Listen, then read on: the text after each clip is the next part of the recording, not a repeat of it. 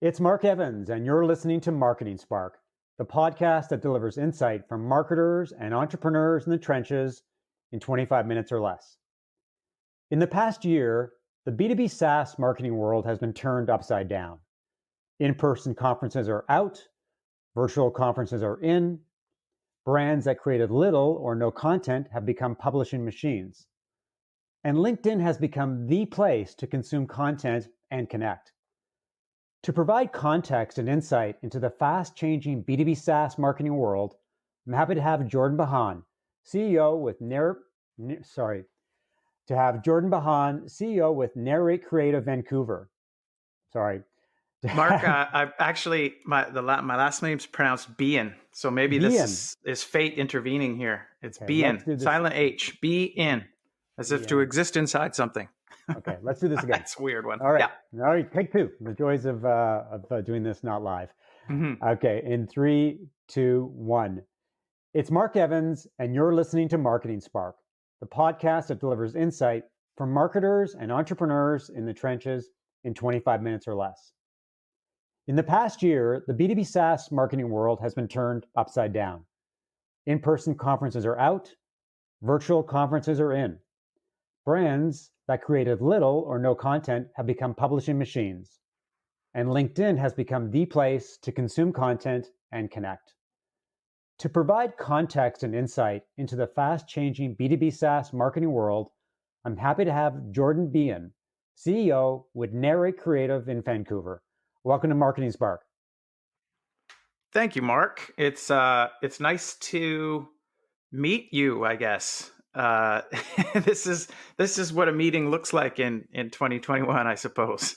So it's lovely to finally put face and voice to the LinkedIn profiles, I suppose. Yeah, it certainly is a different way to connect with people. So just as background, Jordan and I connected through a mutual friend via LinkedIn.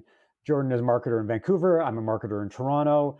And by exchanging comments on LinkedIn posts, by watching Jordan's videos on YouTube, it's hard not to feel that you get to know somebody even before you've even talked to them. And I think that's one of the silver linings of COVID is that we've sort of embraced new ways of connecting and having conversations. And this podcast is a classic example of that. Yeah, it's almost like we've lowered the bar for what a meeting or an interact. Like we're using all these substitutes and analogs for what would otherwise be. I guess you being in Toronto, this is as good as it's going to get for us anyhow. But it's it's always interesting when your first meeting with somebody is something as disconnected and digital, I guess, as a Zoom call or a phone conversation or something like that. We take what we can get these days. We certainly do. And I think it has changed how we interact with each other. And some of it will change and some of it will stay the same. Let's get to the exciting world of B2B SaaS marketing. One of the things that you're focused on a lot is content marketing. And the state of content marketing for B2B SaaS companies has changed dramatically over the past year. Given the fact that conferences aren't happening and a lot of brands seem to be pumping out a lot of content. And I'm curious about your take on who's doing it well and what are some of the mistakes that companies are making as they become content marketing machines? Sure. Well, I think, in terms of who's doing it well, there's a couple of ways we can look at that. There are the players who have always done a good job with content marketing. You think of brands like HubSpot, or I could name drop Hootsuite. I've learned a lot. I know we're going to talk later about ABM, and I've learned a lot from Demandbase in that regard. But I get more excited about the early stage companies who, they're probably flying under the radar as far as getting props from the likes of us are concerned, because they're doing a good job of staying niche and focusing on their ideal customers. And so their stories, their value, and their narrative is specific just to that tiny sliver or that tiny niche of people, and they're solving that specific problem. And so selfishly, I mean, I'd love to name drop all the companies that work with me, because that's what we focus on is there's a disconnect between your grand ambitions and your current realities as far as investing your resources and creating content that will actually resonate with, or and to get results, right, to put sales on the board ultimately. So I think the people who are narrowing their focus to a specific tribe, that's when I get excited. Okay, I'll give you the ability to name drop, and I'll give you the ability to cite one of your customers, because Sure.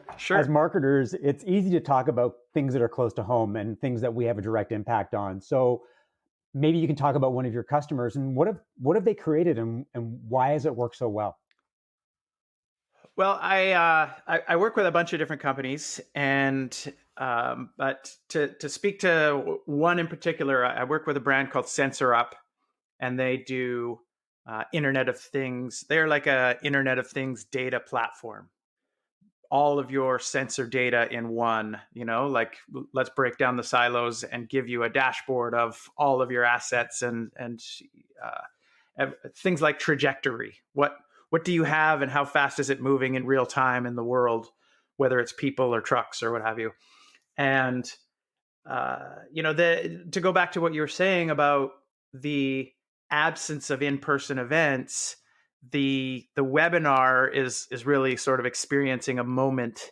And when you can create a webinar that is focused on a specific niche and a specific I don't like the word user, but that persona, or that one individual person out there for whom this will resonate with, and you choose to create, it takes a lot of work to prepare and host a webinar, and it's counterintuitive to think, well, let's just limit the focus to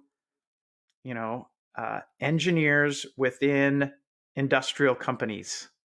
Like it's kind of obscure, and it seems almost like a massive challenge to reach people like that. But when you can create something that, and this is a trick that I use often, is like put it right into the name of your content, who it's for, so that there is no ambiguity, and the person you're trying to target immediately perks up and feels that FOMO and has no choice but to subscribe to your webinar and either attend live or listen to the recording. That's one area where the idea of taking a topic and a subject matter expert, and maybe a subject matter expert guest as well, and sort of just holding court on that topic and shedding light and focusing on the education piece. This is what is possible. There is a better future for you if you follow certain, if you have a plan and you set a course for where it is that you want to go. And I guess, to answer your previous question too, is like you're doing it well when your focus is on instruction and teaching and helping people to learn what's possible, and you actually show them the steps necessary to get there.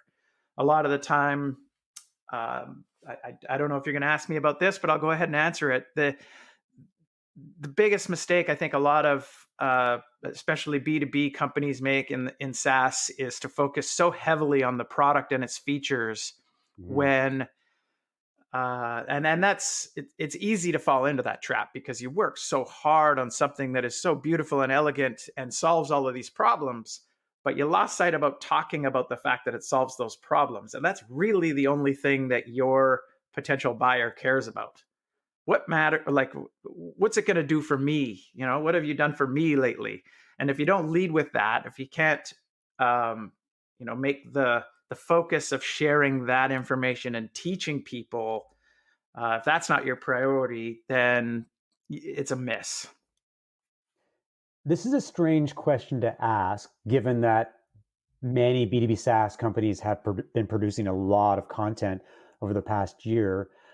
But how did they get started with content marketing? And the reason I ask this is because a lot of companies have rumbled down the path. They've created a lot of content and it's misaligned. It's not very good, inconsistent quality. They're doing a lot of things wrong. So if those companies had to take a step back and reload on their content marketing strategies, how would you suggest that they actually get started? I love this question because that is my sweet spot. The very first thing that you need to do is to have an internal conversation around branding. Who are we? What is our message? What is our focus? What are our desired outcomes? And get everybody, all the stakeholders at least, to agree on those things so that all of the subsequent decisions become a little bit easier. You have something of a true north where, if something is up for debate, you can go back to, your brand principles and vision and say, okay, this is the course we want to take because it's aligned with what we agreed is the essence of our company's brand.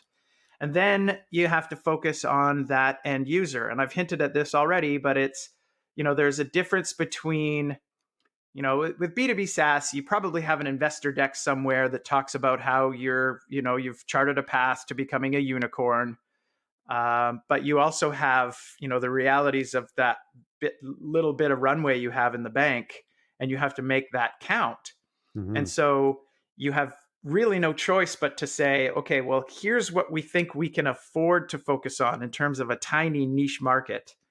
And again, that's completely at odds with, the company's ambitions. You have to scale it back to the realities of this current quarter. What can we achieve with our current budget and people this quarter? And only then, once you've decided, establish that persona, that company type, or wherever the sweet spot is. And it's like, I always picture a Venn diagram of, who can we help now with our current product, and who's able to buy from us. And it's in that sort of sweet spot between the two. And, you decide on that. And only then do you start preparing content. And for me, the single most powerful piece of content that you can create is a case study, some sort of social proof. Let's get it in the customer's words, singing the praises of the wonderful transformation they experienced by using your product. If you're going to make one piece of content this week or this month or this quarter, make it a killer case study that shows the next 100 B2B customers that you want to sign, shows them a version of success that looks a lot like them. And so you're demystifying the potential outcomes and, to some extent, the pathway to get there. Aside from that, assuming, let's say you do have a case study, you've got that all lined up, but you're still, sort of scratching your head around how to start with content marketing. My advice is maybe different from most. I think create one great thing. It could be a webinar, for example. We talked about webinars. I like eBooks as well because they're easy to produce, easy to version. There's no fancy resources or hardware necessary, right? Words on a page, some element of design. But if brand is solved and customer persona or ideal client profile is locked in, then create one great thing. And it could even be a top of funnel, just general awareness of your problem document, and then focus on distributing that. And if you can, I go a little deeper than that. I also say find a way to convert people to your list to receive that thing. And right, webinars kind of solve that piece for you, right? But because as much as we're here to talk about marketing, and marketing is kind of, our respective discipline, the reality, especially with early stage SaaS, is that marketing and sales are really mashed together. They're often the same person, or that technical founder whose core competency is neither, but they're forced to do both. And so that, especially for me, like the lines between marketing and sales get very fuzzy. You use marketing to get somebody onto your list or to start a conversation, and you very quickly transition to sales because that's what it's about, right? That's what marketing is. And maybe that makes me a little different, that I firmly believe that marketing works in the service of sales, which maybe, I don't know if that maybe sort of transitions us to other parts of the conversation where, I guess eliminating that silo, both in terms of people, collaboration, content creation, like thinking of those things as two parts of the same whole, especially in the early stages of a company, is kind of, I think it's necessary. Let me take a step back. So Sure. let's pause before we move forward. Mm-hmm. And I want to be clear about the focus on a case study and a big piece of content, whether it's an ebook or a really great video or a webinar. So what you're suggesting is that quick wins is to get the content marketing machine rolling, because I think a lot of B2B SaaS companies get mired in planning. How many blog posts are we going to do? Who's going to do them? What's the workflow? How many videos do we create? And then I think they get intimidated or they get overwhelmed by the amount of content that they possibly could create. And it sounds like what you're suggesting is that just focus on a couple of pieces of low-hanging fruit. Get it done, get some momentum, get some energy, get a feel for what content is like, and that'll set the stage for whatever you're going to do next. Is that an accurate depiction? That is exactly right. That's why I answered the question the way I did, because as a somebody who is a consultant who was previously primarily a content creator on behalf of SaaS brands, that's the most common issue. Is they'll come to you and say, "We need X number of blog posts this month," or "We need a blog post about Y or X," and all of the necessary follow-up questions that a content creator like myself has to ask to gain clarity as to exactly what it is that you're asking for. You often get blank stares and no detail in the responses. Okay, so you say you want a blog post about this thing. um, which funnel stage should that be for, or who is the audience for this thing, or what's the desired outcome of this blog post, and all of that stuff that hasn't been considered. And so there's this like, it's a fallacy that you need to be churning out content like crazy. Although obviously there are many brands who do that successfully, but it's because they've already nailed the fundamentals and they probably have given thought to what is the objective of this piece, what's the action that we want somebody to take if they read to the end, and those basic fundamental things. And so to get trapped in thinking that you have to create 4 or 5 blog posts this month is, you're chasing the wrong metrics and goals. I would advise that rather than focus on, volume, figure out quality first, and then invest your time in distribution of that great thing. If all of your marketing this month was just sort of social media and email marketing that is in the service of promoting a single webinar this quarter, you're going to achieve better results than if you are, turning over blog post after blog post, kind of constantly in that creative problem of what do we talk about next. And I'm saying worry less about that and talk about one thing, and where can you have that conversation? Right. Before we talk about ABM, because I do want to talk about ABM and the different moving parts, because it's getting a lot of attention these days, to circle back with your initial comment about branding, where does positioning fit into the scheme of things? Because when I start with a lot of clients, I start with positioning, getting that story down, providing context about what they do and why it matters. Because like you, I believe that you've got to put the foundation down before you can do any kind of marketing on top of it. If you don't know who your ideal customer is, if you don't know how you're unique, if you don't know the competitive alternatives, then you're operating blind. So are they kind of the same? Is the way what you do and what I do kind of the same to really sort of set the stage, or is it different? I don't think it's different at all. Not we have maybe different hammers for the same nail, I suppose. Right. I kind of already alluded to this when I talked about my process, where it's determine what your brand is, what you're about, That's kind of the branding play. And then once you've solved the customer, who is it specifically that we're trying to reach? Who is the internal champion at that company whose life will be made better by our product? And that's what determines your positioning. And this is where I start talking like a marketer. But in order to reach them and to resonate with them on any meaningful level, you have to key into what hurts. You have to find their pain and promise a solution to that pain. And in order to do that, you kind of have to exploit that pain a little bit. I did it today in a LinkedIn post.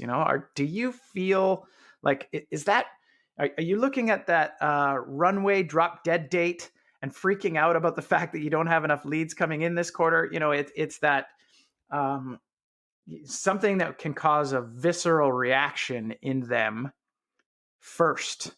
And it's, again, I joke about the fact that it's like, a marketer being a marketer to exploit. I use these words like exploit to be cute.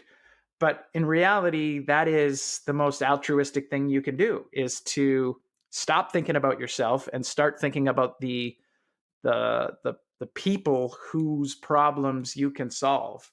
And the way that you show them that you understand is to highlight those problems and to talk at length about what hurts. And only then, and you agitate a little bit too, like, this is what happens when it hurts like that, right? I mean, you fear exactly this thing, this horrible worst case scenario outcome on the horizon that you desperately want to avoid. And so your positioning becomes, we understand your pain, but we also have a solution that can get you to this transformation from where you are now, where it hurts, to where you want to go. And maybe we're going to show you examples of people who have done that. Or maybe we're going to give you a roadmap to success to go from here to there. But it's first understanding what hurts, and then proposing a solution, of course, but always with the eye on the prize of what is the transformation that is going to occur if you consider a solution like ours. And at the top of the funnel, that's it. It's just a solution like ours. It's this type of technology, or this new way of cobbling together a set of solutions, or it's our product, which is similar to others, plus our solution of our willingness to help you, or whatever it is that you use to differentiate. But you got to start with the pain and promise a transformation. There are many ways that B2B SaaS companies can get to prospects and customers. Some things are more of a shotgun approach, where you spread the word as widely as possible and you get the brand out there and you identify who matters to you and you connect with them in different places. There's a lot of attention these days on ABM, account-based marketing. Mm-hmm. And I am curious about your take on, how does a B2B SaaS company that may not have expertise in ABM, why should they consider ABM to start? And then what are the key pillars to actually start to implement an ABM strategy? It's an excellent question. And I love that we are talking about this, because I'm ABM certified. I went out and I learned everything I could about ABM, and it feels as though ABM is like, I don't know, it's like the tool of the massive corporate, almost like Fortune 1000 companies, where it has occurred to them that maybe they would achieve better success if they had meetings between their sales and marketing departments. And maybe, what if marketing was creating assets that were specifically designed to help the sales department?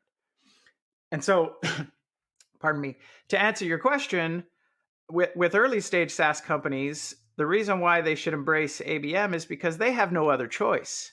I said before, sometimes your founder, marketer, salesperson are all the same person, or there's a very small body count in the early days where that level of collaboration and making resources go further absolutely require that you're not going to waste resources building marketing materials or branding campaigns that are somewhere off in the ether and not directly connected to getting more inbound leads, or however it is that you do that. I mean, maybe you're using outbound sales, but the assets created by marketing have to be very specific to the job of converting and nurturing leads. And to do anything else is to waste resources and time. And so, ABM is not this. All the materials that you'll read will make it seem like some difficult to achieve concept, when it is exactly the opposite, in my opinion. It's a sales and a marketing person in the room saying, how do we work together to achieve a common objective?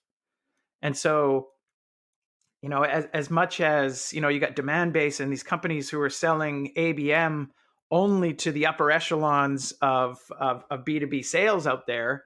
And I'm saying, like, really, all these guys are saying is that sales and marketing need to work together, and that marketing needs to build assets that help sales. I mean, that's I don't know why there's so much mystery around it, right? But in simple terms, for a small, nimble B2B SaaS company, is it a matter of identifying the customers or the prospects that matter to us are these group of companies? They're 50, 100, 200, 500, and then focusing our efforts directly or indirectly on those companies, whether it's direct outreach by a salesperson or advertising campaigns that are targeting these people in specific. Is that, when you break it down in simple terms, is that it? Yes. And again, it's to do anything but is a fool's errand, right? You have maybe it's just a few people, maybe a marketing department of one person, or a team of two, or and finite resources. You don't have a ton of budget, and so absolutely make a list of 100. And as I said, if you've got brand locked in, if you know who the ideal client profile is, then go out and make a list of 100 companies that match those characteristics and mindset that you talked about in your ideal client profile exercises.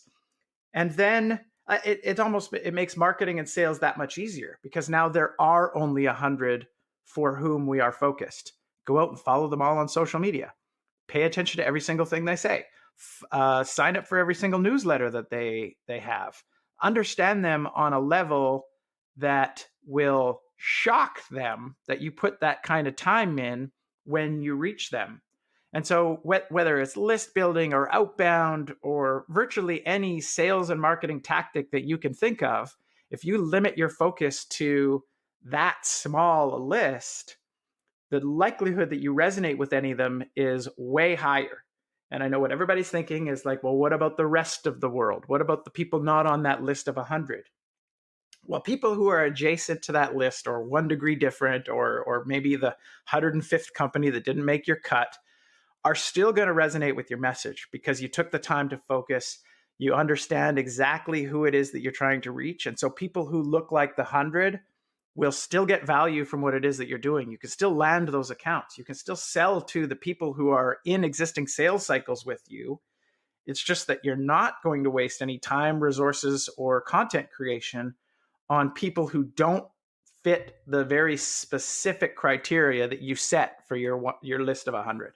And when when you're a early stage marketer, whether you're a junior or the first hire VP, and you've got to act, you've got to do something, creating that list and focusing on them and their needs and listening to them is like a terrific step one. And again, I like, it has this name of ABM, but to me, it's like you have no choice, right? Like to do Right. to think of a list of greater than that, or to have content or messaging that is homogenized such that it's more mass appeal. It's never going to stick. It's only when you choose that focus and you make your list of 100. And then, like I said, things like getting out on social media and creating a list, for example, of all of those companies and the things that's how you determine what hurts. That's how you determine what it is they're looking for, or what's next, or the kinds of things that motivate them. And you understand it, and you use that for your next content piece, right? Right. I wanted to ask you about the lean marketing playbook. I went through it, I downloaded it, I watched the video, love it. I think it's a great approach to B2B SaaS marketing. Curious about the fact that you made this methodology front and center and that you're essentially giving away, the trade secrets of Neighborhood Creative. Why did you do it? What kind of response do you get to it, and does it make your brand, your message that much easier because target audiences know exactly how you operate? I think so. Yes. That's a lot of questions. I'll try to remember them all and answer them all Sorry about individually. that. That's okay. The reason why I created it, and first of all, I should start by saying how much it means to me to hear you say that, because that is not getting old yet. When people say that they love it and they get it, it warms my heart. It helps me to appreciate all the work I put into creating it. It's a But the lot of reason work. It looks like a lot of it work. is, and just for a bit of background, the lean marketing playbook for software as a service has many forms, but the the end product is a combination of video training and group coaching and agency services. So a company, they sign, and we take them through that, like video training modules and documents take them through that process of asking themselves those branding questions. In module 2, it's asking yourself those ideal client profile questions. And then, from module 3 onwards is, okay, complete a creative brief based on everything that we've talked about, and our agency services will create that content for you while coaching you along with the methodology, both through video training and group coaching. So it's an opportunity for me to scale the services that I offer to early stage software companies. But because of the need that I see, right? They often do have this mistaken notion of what they're supposed to be doing. It's almost like running on the hamster wheel, trying to create volume or keep a certain pace of something up, and they haven't stopped to think about the focus. And so I created a system where they're forced to, establish that focus for themselves before we move on to, essentially, it's creating an entire inbound funnel, landing page, an ebook giveaway offer, an email nurture sequence that triggers when somebody signs up. We produce a product document and a case study as well, because those assets help facilitate a sale. Convert somebody at the top of the funnel by talking and understanding their problem, i.e. ebook, nurture them along with an email sequence that includes information about your product and proof of success with other companies. It's what I consider to be the absolute foundational table stakes as far as content is concerned. All B2B SaaS companies want to scale. They all want some idea of what to do first in terms of content marketing, and so I'm solving for that, and presenting it in a way that is that recognizes that you don't have probably a budget to hire a VP marketing. You probably don't have a budget to go out and just hire any given, B2B content creation agency to, you're in essentially the same business, right? Our resources allow for a fractional CMO, not for, a complete agency. So our fractional CMO has to be able to coach our team of juniors, or, it's the resourcing issue that I'm solving for, but also that coaching and instruction that sort of walks people through. And the reason why my ebook more or less gives away the entire secret sauce is because this is designed for people who are willing to put in a little bit of work. Of course, like, you have to watch videos, you have to complete creative briefs, you have to, ideally you attend a coaching call so you can learn this stuff. There's still a lot of work involved in that piece, even if we're creating the content. And I'm okay with giving away the roadmap and the steps necessary to get there in order to build that trust. There's a meta component here.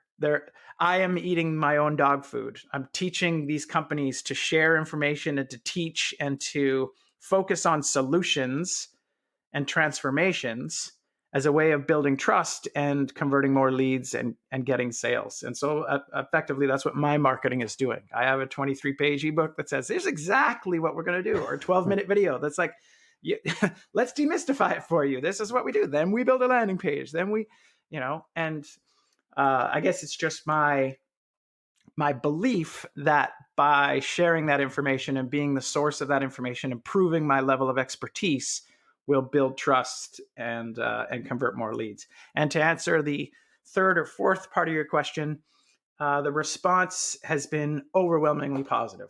I still have, my own lead generation challenges. I don't have as many sales calls in my calendar every week that I would love to have. And so, paid acquisition and things like that are levers I'm still pulling. But I have tremendous success in sales calls, I'm delighted to report. And so when I actually do present it to people and lay it out for them and just reassure them that we have a system that you can follow, I think the accountability piece is big for a lot of people too, right? Like I want you to show up every week on a coaching call, and we're going to talk about the progress we made this week, and we're going to talk about maybe the content we're creating for you, and we're going to move from step 3 to step 4 this week, right? The absence of that especially for junior marketers or for technical founders who, marketing is a mystery to them. This, I guess it just sheds a little bit of light and helps them move along their continuum towards having an established system and to gaining momentum and traction. I'll include links to the video and the ebook in the show notes. One final question. Thank you for that, Mark. Thank you very much. I appreciate that. We've been at home. We've had a lot of time to watch Netflix, but I always ask my guests, is there one book that you've read over the past year that has resonated? Fiction, nonfiction, business, non-business? Anything come to mind? Can we choose just one? Or a couple. I'll give you two. A fiction book I read, Seven Eves by Neil Stephenson. I just loved it.